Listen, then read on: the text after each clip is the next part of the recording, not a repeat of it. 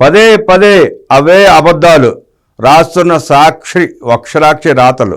సాక్షి editor వర్జల్ Murali అసత్యాల కథనాల episode 10.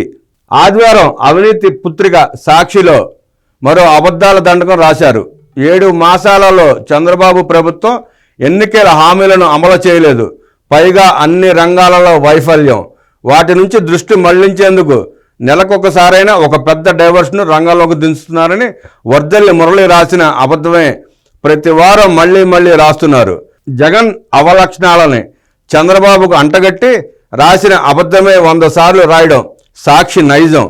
కొందరిని కొంతకాలం మాత్రమే మోసం చేయవచ్చు కానీ ఎల్లకాలం మోసం చేయడం సాధ్యం కాదని చరిత్ర రుజువు చేసింది. కుల మత ప్రాంతీయ చిచ్చుపెట్టి కోడికత్తి సీనుతో లబ్ధి, బాబాయ్ వివేకాను హత్య చేయించి నారాసుర రక్త చరిత్ర అంటూ అబద్ధాల హెడ్డింగ్లు పెట్టి తునిలో కుట్రలు చేసి రైలు బోగీలకు మంటలు పెట్టి వైఎస్ బిడ్డనంటూ సెంటిమెంట్ కొల్లగొట్టి అధికారం చేపట్టారు జగన్ రెడ్డి. చంద్రబాబు పాలనపై వ్యతిరేకత లేకపోయినా వైఎస్ బిడ్డకు ఒక్క ఛాన్స్ ఇచ్చి చూద్దామని ఓట్లు వేసి అధికారం కట్టబెట్టారు ప్రజలు.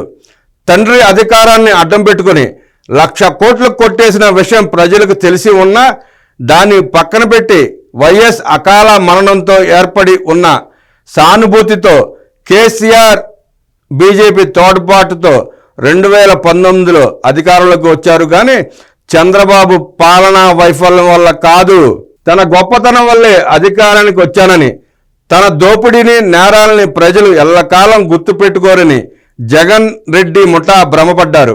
దోపిడీ డబ్బుతో దౌర్జన్యాలు అబద్ధాలతో వైనాట్ 15 అంటూ గెలుస్తామని విర్రవీగారు. నాయకుల కన్నా ప్రజలు తెలివైన వాళ్ళని మరిచారు. తండ్రి పాలనను అడ్డం పెట్టుకుని దోపిడీ నేరాలు చేసిన పందాలోనే ముఖ్యమంత్రిగా కూడా అలాగే చేశాడు. 10 ఇచ్చి 100 కొట్టేసిన మోసకారితనాన్ని పేదలు అర్థం చేసుకున్నారు. అభివృద్ధిని విధ్వంసం చేసిన తీరుని వ్యాపార పారిశ్రామిక మధ్యతరగతి ప్రజలు అనుభవపూర్వకంగా తెలుసుకున్నారు.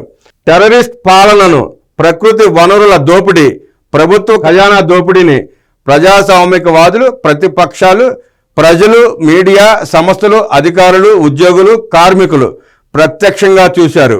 ఒక్క ఛాన్స్ ఇచ్చి మోసపోయామని దోపిడీ నేరాల పందాను జగన్ రెడ్డి విడనాడని గ్రహించి ప్రజలు 11 సీట్లకే పరిమితం చేశారు.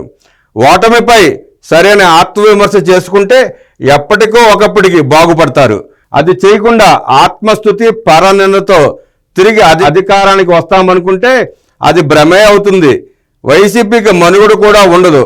దోపిడీ నేరాలు, అబద్ధాలు, విద్వేషాలపై ఆధారపడే నేతల భవిత తాటాగుమ్మంట లాంటిదే.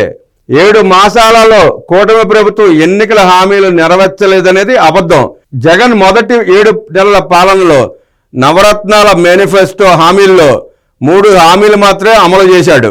మద్య నిషేధం హామీపై మాట తప్పి మడమ తిప్పాడు. పైగా మద్యం రేట్లు విపరీతంగా పెంచి 1,00,000 కోట్ల పేదల సంపాదనను దోచుకున్నారు. నాసిరకం మద్యం పోసి 35 లక్షల మంది ఆరోగ్యాలు చెడగొట్టారు. నాసిరకం మద్యం మహమ్మారికి 30,000 పేదల ప్రాణాలు పోయాయి. మహిళలు మంగళసూత్రాలు మంటగలిశాయి. మొదటి 7 మాసాల్లో జగన్ రెడ్డి పెంచిన పింఛన్ 250 మాత్రమే. అందులోనూ అనర్హులైన వైసీపీ వారికి పింఛన్లు ఇచ్చి నిజమైన పేదలకు పింఛన్లు ఇవ్వలేదు. చంద్రబాబు ఒకే దఫా 1000 రూపాయలు పింఛన్ పెంచారు. జగన్ రైతు భరోసా 12,500 ఇస్తానని హామీ ఇచ్చి దాన్ని 7,500కే కోత కోశారు. అమ్మఒడికి 13,000 ఇచ్చి నానబుడ్డిలో 1,00,000 కొట్టేశాడు. డ్రైవర్లకు 10,000 ఇచ్చి డీజిల్ పెట్రోల్ రేట్లు పెంచి విపరీతంగా పోలీసు జరిమానాలు వేసి వారి వద్ద లక్షలు కొల్లగొట్టారు. ఇలా నవరత్నాలను నవమోసాలు చేశారు. జగన్ రెడ్డి తన మేనిఫెస్టోలో అమలు చేసింది 15% మాత్రమే. పైగా అన్నా క్యాంటీన్లు, పండగ కానుకలు, నిరుద్యోగ భృతి, అన్నదాత సుఖీభావ, పసుపు కుంకుమ లాంటి 120 చంద్రన సంక్షేమ పథకాలను రద్దు చేశాడు. SC ST BC minority sub plan నిధులను 1,00,000 కోట్లు దారి మళ్లించాడు. ఈ అన్యాయాలను ప్రశ్నించిన వందలాది పేదల్ని హత్య చేశారు. వేలాది మందిని జైళ్ల పాలు చేశారు. జగన్ పాలనా వైఫల్యాలు, దోపిడీల డైవర్షన్ కోసం చంద్రబాబును అక్రమ కేసుతో జైలు పాలు చేశారు. వివేకానంద రెడ్డి గొడ్డలిపోటును డైవర్షన్ కోసం గుండెపోటు అని సాక్షి టీవీలో స్క్రోలింగ్ ప్రసారం చేశారు. చివరకు నారాసుర రక్త చరిత్ర అని సాక్షిలో హెడ్లైన్ పెట్టి అబద్ధాలు రాశారు. దోపిడీదారులకు, నేరస్తులకు, అసమర్థ పాలకులకు డైవర్షన్ రాజకీయాల అవసరం ఉంటుంది, కానీ అభివృద్ధి సంక్షేమానికి, సమర్థ నాయకత్వానికి బ్రాండ్ అయిన చంద్రబాబుకు ఎందుకుంటుంది? గత ప్రభుత్వం రాష్ట్ర ఖజానాని దివాలా తీసిన, వ్యవస్థలన్నీ విధ్వంసమై ఉన్న తన సమర్థత, ప్రతిష్ట, కఠోర కష్టంతో చంద్రబాబు నాయుడు పాతాళంలో ఉన్న పరిస్థితిని 7 నెలల్లోనే ఒడ్డుకు చేర్చారు. పింఛన్లు భారీగా పెంచారు. 1వ తేదీనే జీతాలు ఇస్తున్నారు. అన్న క్యాంటీన్లు తిరిగి తెరిచారు. 90 లక్షలకు పైగా కుటుంబాలకు ఉచిత గ్యాస్ ఇచ్చారు. ధాన్యం కొన్న 24 గంటల్లోనే నగదు జమ చేస్తున్నారు.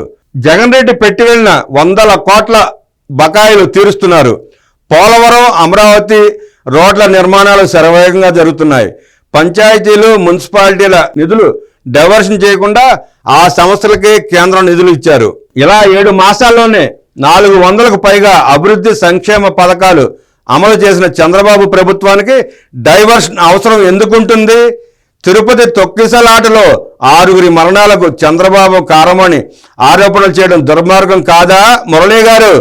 అలా అయితే ఇసుక మాఫియా కోసం అన్నమయ్య ప్రాజెక్టులో గల్లంతైన 33 మంది, కచ్లూరు బోటు ప్రమాదంలో 39 మంది, విశాఖ గ్యాస్ లీక్ కారణంగా 13 మంది, జంగారెడ్డిగూడెం కల్తీ మద్యంతో 27 మంది, తిరుపతి రుయా హాస్పిటల్లో గ్యాస్ సరఫరా వైఫల్యంతో 19 మంది జగన్ రెడ్డి పాలనలో మృతి చెందారు. వీటికి వర్దెల్లి మురళి ఏం సమాధానం చెప్తారు సార్ అంటూ గురజాల మాలాద్రి గారు ప్రశ్నల వర్షం కురిపించారు.